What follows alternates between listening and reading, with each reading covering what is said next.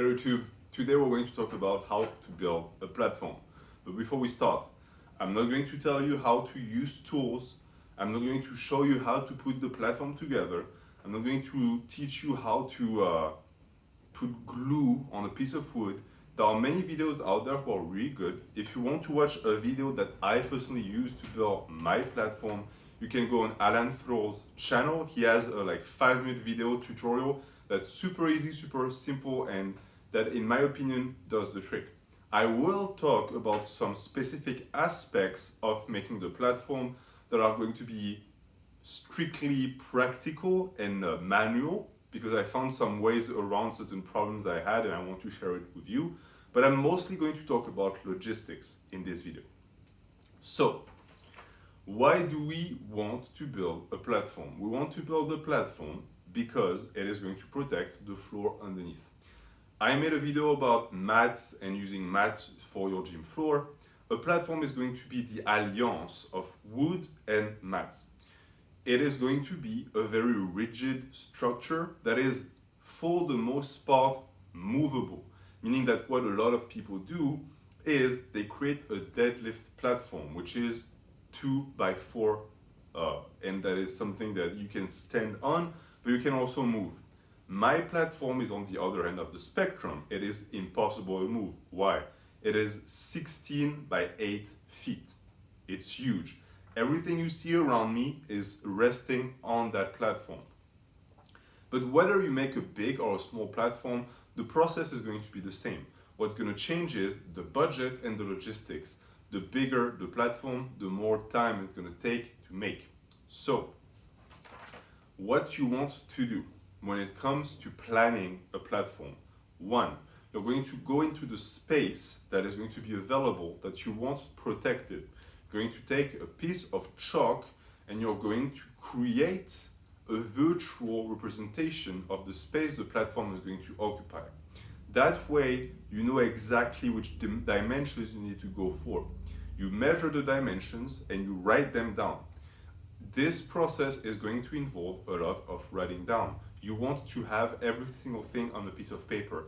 Do not think that you can have the details in your mind, because when you're going to show up to Home Depot and some guy is going to say, okay, what do you want? You will freeze. So write everything. That's step number one. Step number two, you're going to have to decide what you want your platform to be used for. Yes, it protects the floor, but it does many more things. What level of protection do you want? Because if you want to protect something that is very solid underneath, like ground, and you don't need that much protection, you can go for one piece of plywood and one piece of mat. If you need more protection, you might have to go with 2 pieces of plywood. And it might sound useless as an information to promote, but keep in mind that if your platform is big, you're going to have to need more than 1 piece of plywood. Which means what? It means that you're going to have to spend more money, and moving those pieces of plywood when you have 2 or when you have 8 is vastly different. So you need to know exactly how much lumber you're going to need. So you've established where the platform goes. You've established how it's going to look. Now, are you going to screw things on the platform? Personally, my rack is screwed on the platform. It's not going anywhere. If you do that, you're going to have to look at the disposition of the platform in itself to make sure that you're not going to have an issue where the screw goes. Mine is screwed on wood and mats. You have to keep that in mind. You also have to keep in mind that most racks do not provide the screws to be screwed in wood or mats. Usually it's in concrete. So you're going to have to invest in the specific type of screws as well. So now that all of that is established, you are going to create on a piece of paper a plan of the platform. And you're going to have to do it in steps.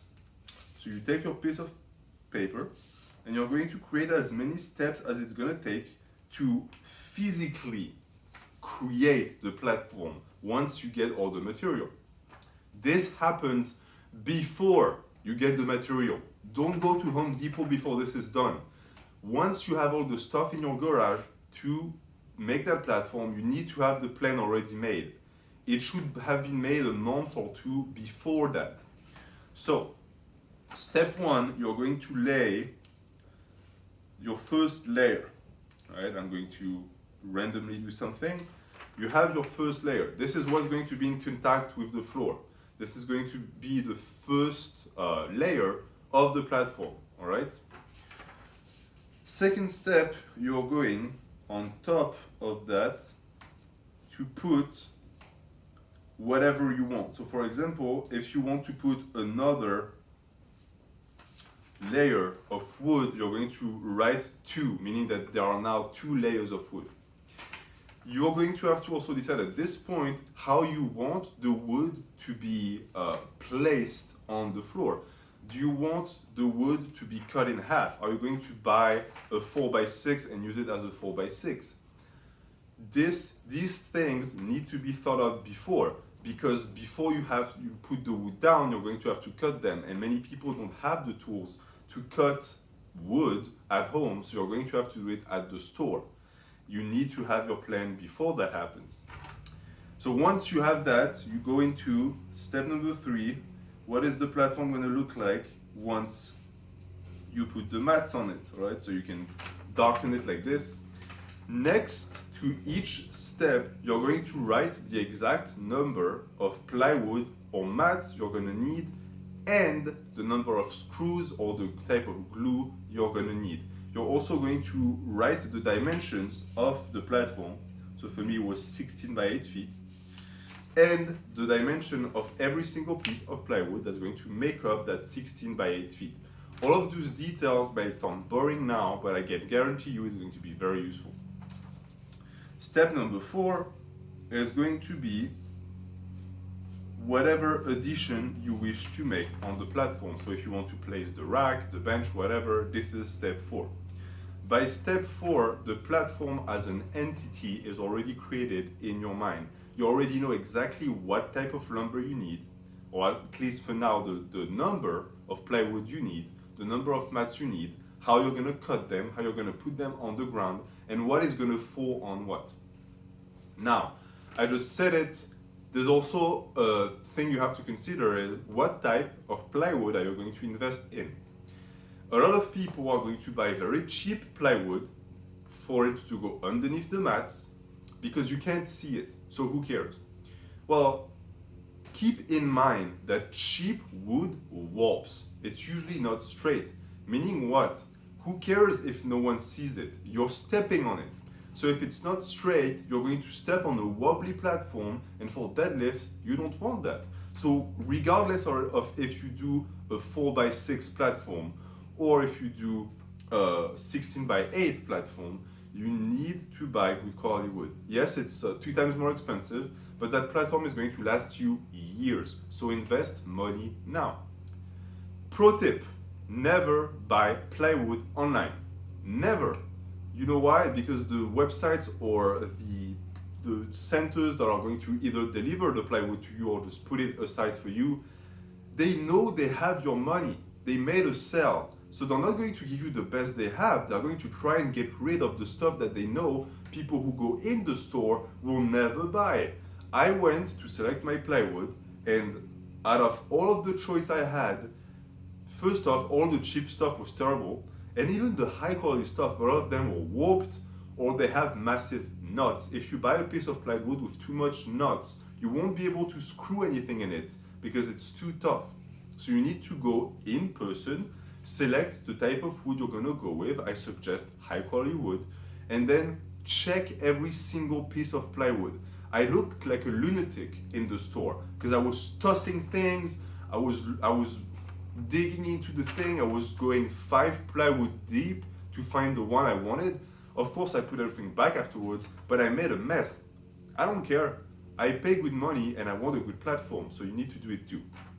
What I suggest as well is if you're going to be like me and you're going to have a piece of plywood that's going to be exposed, this is the crown jewel of the platform. So you want that to be magnificent. You want the best quality wood you can buy. Also because it's going to be exposed to the elements.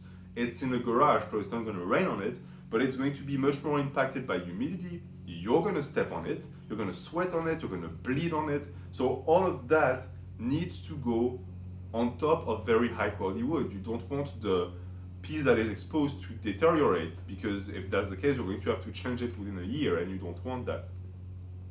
So once you have established the quality of the merchandise you want to buy, and that goes for the mats too, buy horse store mats, high quality. Don't buy the puzzle pieces on websites. It is bad quality. Buy horse store mats that are very resistant.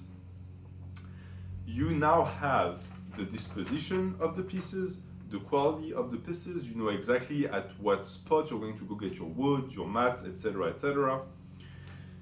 The last thing is to actually put the platform together, right? No matter if it's a huge platform like me or a small one, but there are going to be differences. So you go to pick up the stuff. As I said, you do it yourself. You're going to have to rent a truck. Don't go with your car and think, oh, I'm going to be fine. You won't. Those things take a lot of space. And also don't go alone. Because carrying 7 or 8 plywood plus mats is going to be tough. You don't need to have 2 strong people, but at least one person should be strong and the other should be willing to help. Once that is done, you go into the space that's going to be the garage gym. And before, and this is important, so take notes, before you actually glue stuff or screw stuff together, you do a mock platform, meaning what? You're going to put every single aspect of the platform together without putting it together for real.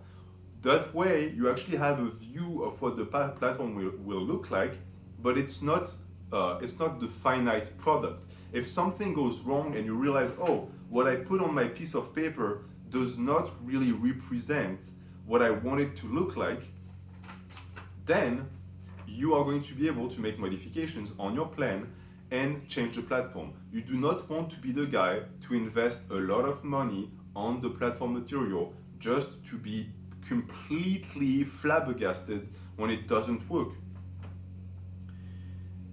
Another thing, and that's, I will make a video about it, but if you build in a garage, garages have slopes. You need to equalize the slope, meaning you're going to have to run some calculus to know exactly what the type of structure you're going to need in the platform so that it's straight. I'll make a video dedicated to that. It's a whole process, but it's very important. Okay, so you did your mock thing, you put everything together, it looks good. Now comes the time where you put it together. So you're going to take everything off. I know it's annoying, but it's for your platform. You take everything off, and now you're going to glue the first layer together, meaning that before you screw it, you glue it.